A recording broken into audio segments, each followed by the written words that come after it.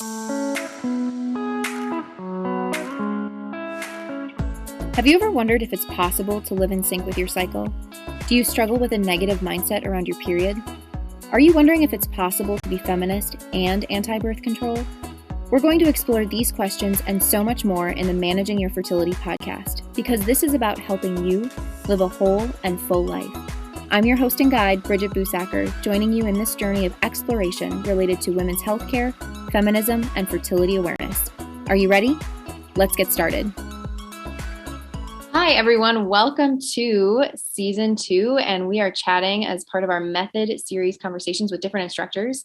So it's really fun to have so many different instructors being featured from different organizations teaching the different methods of natural family planning, fertility awareness methods. Today, I'm chatting with Heather Turner. She teaches Billings online to women all over the United States.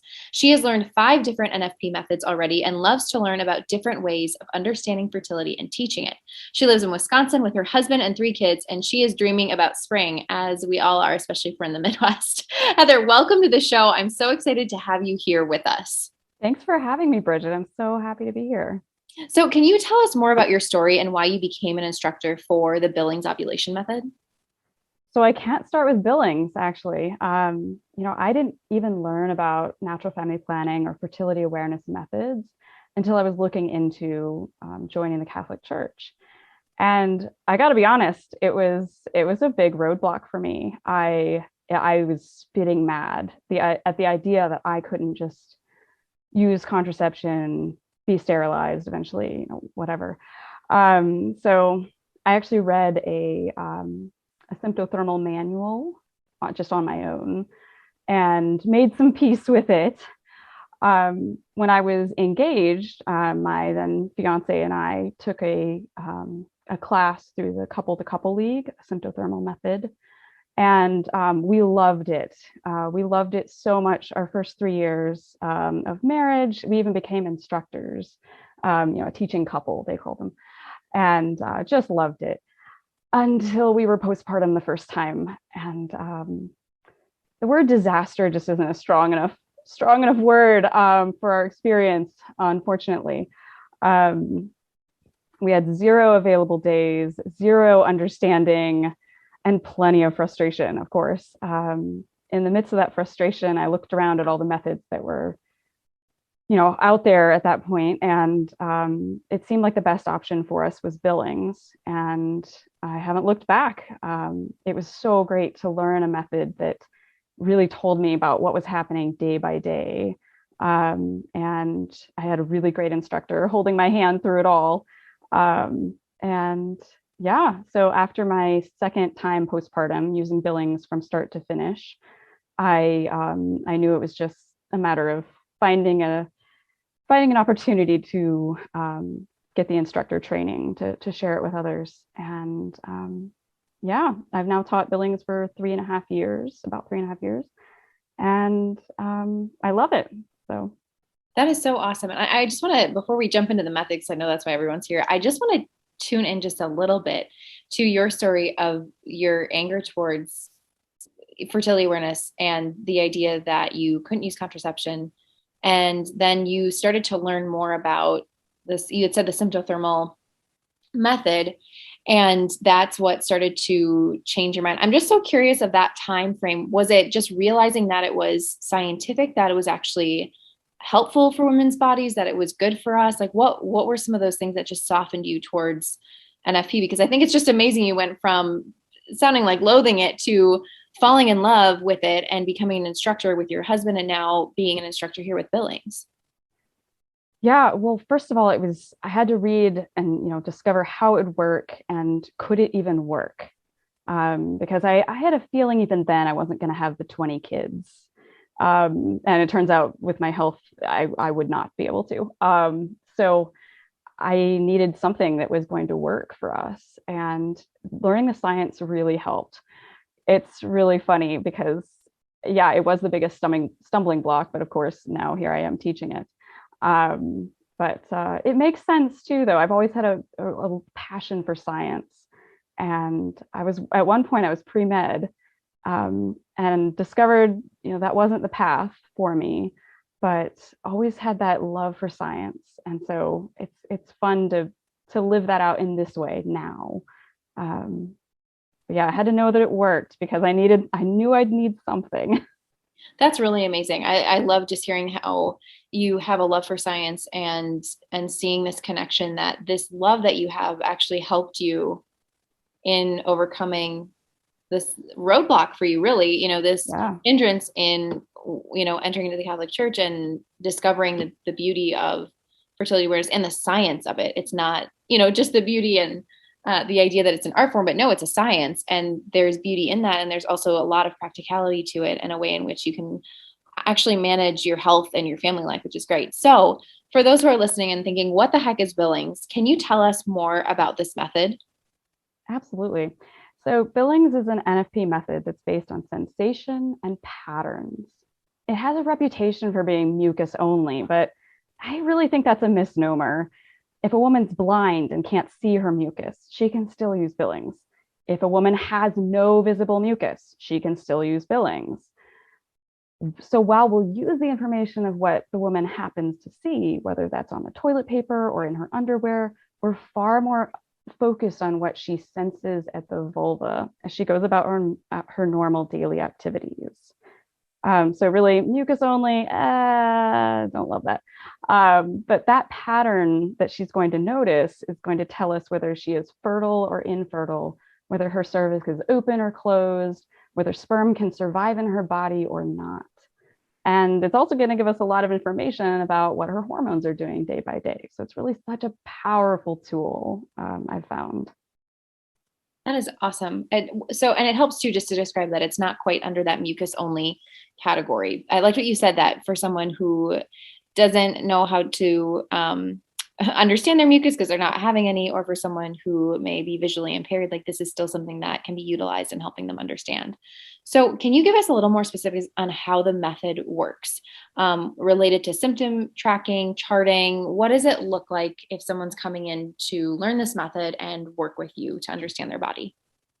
So the woman will gain a daily awareness as she goes about her day, just walking around, daily activities, and using the toilet. Most of us do. I mean, all of us do.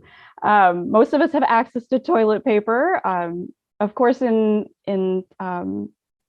poor countries, they might not have toilet paper, and Billings still does work with that. And I never thought that would be relevant in a country like America, but the pandemic has shown us lots of things.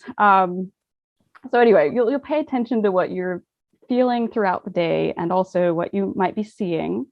At the end of the day, you just write 1 or 2 words to chart for both what you feel and what you see, and you give it a stamp. And that's pretty much it. It's surprisingly simple for what information it gives you. That's awesome. So is it paper charts online? What does it look like when you're tracking? I don't even know. I don't know if Billings has an app, if that's an option too. So there are actually 3 approved apps that the woman can use. There's also paper charts. Women have used Excel charts. There's nothing really magical about which you pick. We do caution women away from charts that are going to be predictive in any way, because that can be such a trap. No app is going to be able to understand your body better than you will, or predict what's going to happen in the future. I really like that you said that, because I think that's something that can come up a lot when questions come up around apps, and I get those questions a lot too. Like, well, why can't I use this app? Or like, well, what do you think about it? Like, it helps me predict. And I'm like, oh, like, I love what you said. Like, your body best. An app can't determine that. And you really have to pay attention to your symptoms and working with your instructor, because sometimes an app may predict something and it's incorrect. Absolutely. So how frequently does someone meet with you as an instructor, or another instructor for that matter? How often would someone be meeting with you? So follow-ups start every 2 weeks. And then the time between meetings stretches out as you get more confident and then eventually independent. But it's so unique to each woman's situation. Of course, if a woman's postpartum or in some kind of transition like that, we're going to be meeting often until that woman gets confidence. How do you recommend a spouse getting involved with something like this? Because it is such a straightforward method, and a woman is really looking at, um, her symptoms. What are some recommendations that you have just based on your clients for spouses getting involved? The number one thing is to be supportive. A couple's fertility is shared, and really the only reason that the couple has infertile days is because the woman isn't fertile all the time like men are. Um, so support, first of all, and just kind of shared understanding of the situation. Husbands can also help with reminding the wife to make observations and record them on her chart daily.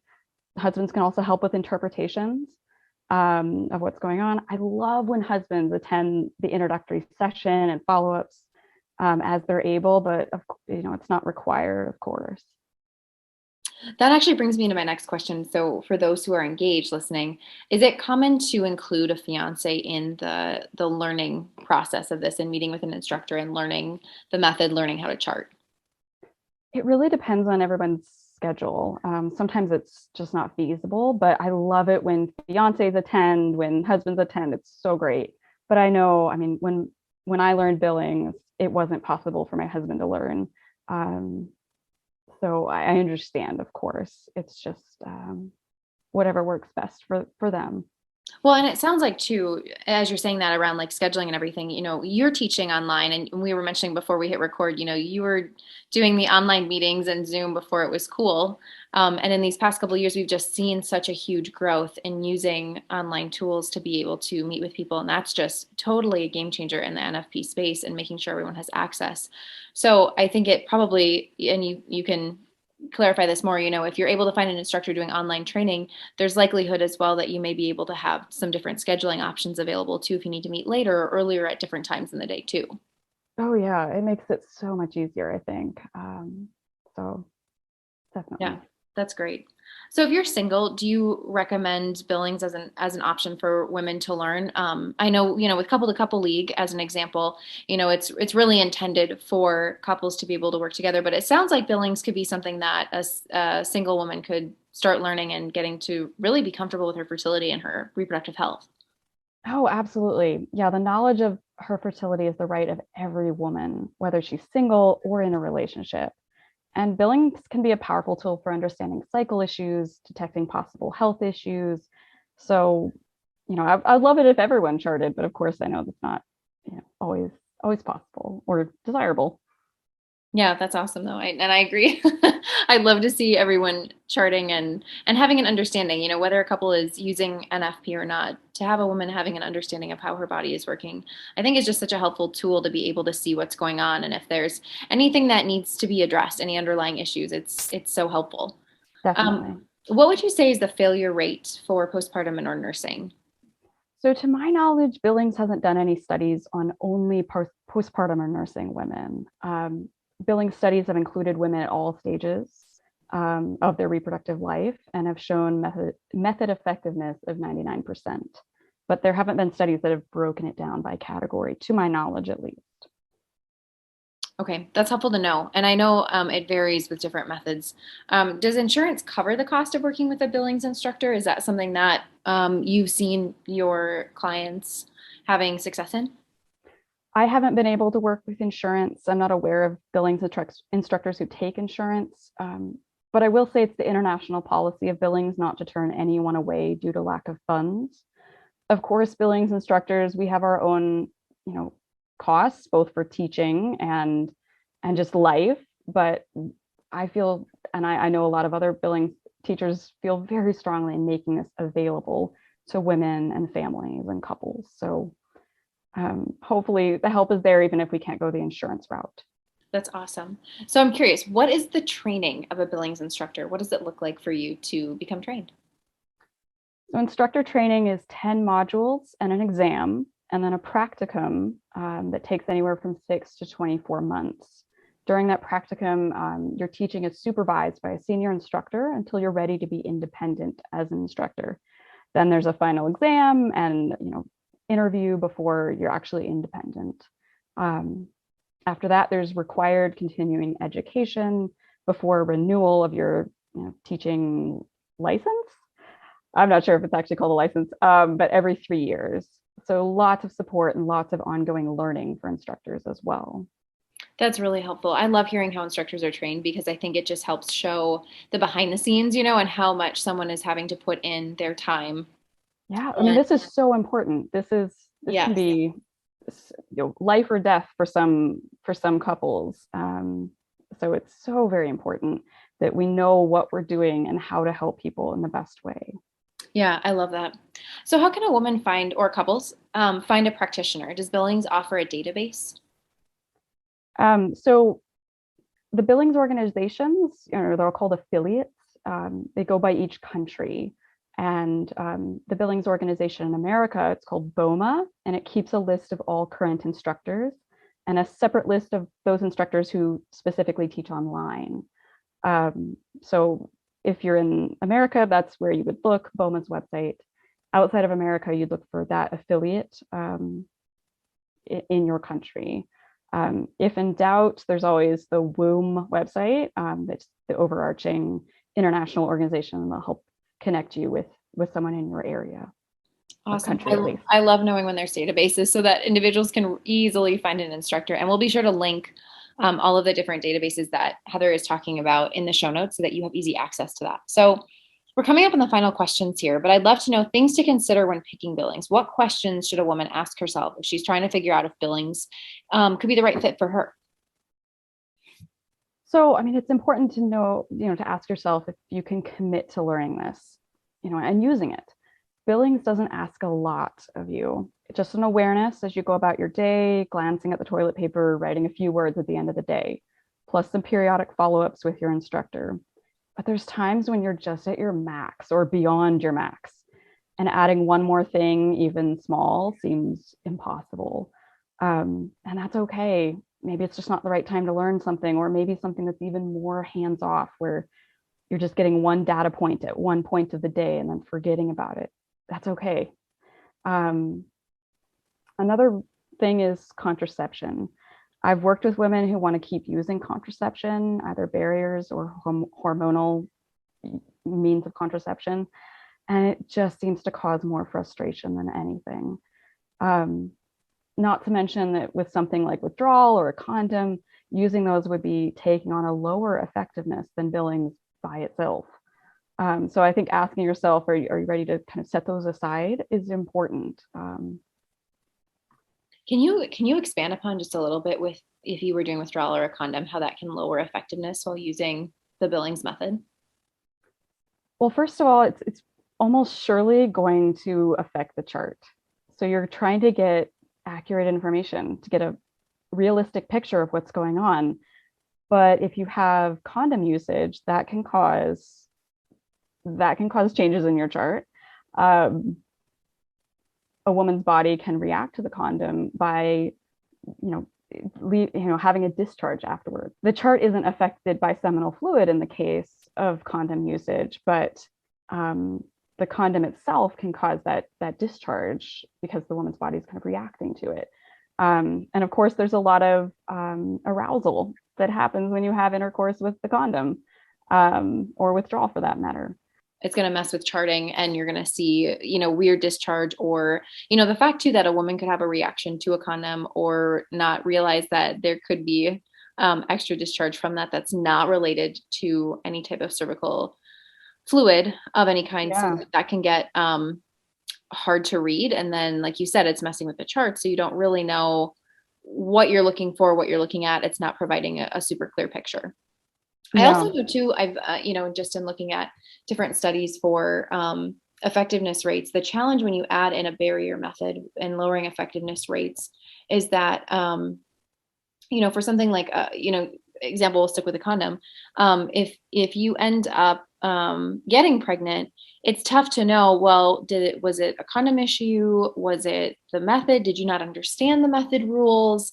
Was there something going on where you missed a sign or something related to the chart? So there's more factors that make it much more challenging to identify, okay, what was that area? Especially I'm thinking about someone who's trying to avoid and may end up getting pregnant, because you're adding in so many different factors that it can really skew understanding of effectiveness. Absolutely. And I hate to sound like I'm blaming women. I really do. But, when a woman's relying on the condom, if she's saying, it's okay, I don't need to fully understand this and fully commit to charting because I can just rely on the condom, that can also be a slippery slope, because then, yeah, you're relying on the condom both physically and mentally to kind of take over.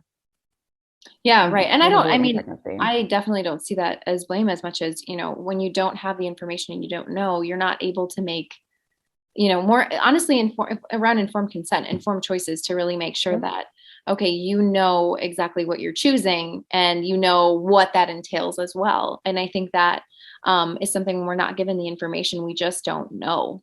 And so oftentimes we can default to say, okay, I'm going to rely on contraception and not really think through, well, what does this mean for my body, for my cycle, if I'm charting and trying to use contraception at the same time? Like, how is that going to impact the results that I have, and really understanding how my body works? And that's so important. Absolutely. Yeah. So as we're wrapping up, I have a final question for you. How do you know if a method would work well with, especially for a couple, with a couple's lifestyle? Like, are there questions that a couple should consider if they're looking at this method, for any factors that they should be thinking about that could help them decide, yes, this is a good fit, or, oh, maybe this isn't as good of a fit? So, as I've said, Billings doesn't ask a lot of you. There's only a general awareness throughout the day and a couple minutes at the end of the day to kind of note things on your chart. Learning only takes a few hours, and it's spread over many weeks, starting more often and gradually becoming independent. So it doesn't really affect your lifestyle all that much, generally speaking. A couple lifestyle points, though, for days before peak, before ovulation, the only times that are available for intercourse, if you're trying to avoid pregnancy, are evenings, alternate evenings, in fact, during that basic infertile pattern before peak. If evenings for intercourse are not going to work for a couple, then that would be a reason not to pick Billings. So that's important. I hate to drive people away, but that's just reality. If evenings are not going to work because of shift work or something, for one. I will say, though, shift work, we say evenings, and if the woman's kind of morning is night and night is day because she's working nights, we adapt that. So even then it could work possibly. But yeah, Billings, you don't have to, buy supplies, devices, batteries, and you never forget your vulva when you go on a trip. So it's convenient that way. And toilet paper is optional. So that's awesome. This is really helpful. Thank you so much, Heather, for just walking us through Billings and giving us some specific examples too, because I think it's just so helpful for listeners to see and get a better understanding for what is entailed with this method. And I love being able to talk with different instructors so that there's a real sense of like, this is someone you might actually work with, and this is what they know. This is the background, the training, how it works, that I think just can help break down some of the barriers when you're reading it on a website and you're thinking, okay, I need to talk to someone. So thank you so much for coming on the show, for sharing your expertise. And we'll be sure to include Heather's links and the links that we talked about in this episode as well. And those will be in the show notes so that you will be able to have access to those. So again, Heather, thank you so much for being here. Thank you so much for listening. Please subscribe, share with your friends, and help expand the conversation around women's health. If you'd like to learn more about fertility awareness, visit www.managingyourfertility.com for more information, resources, guides, and so much more.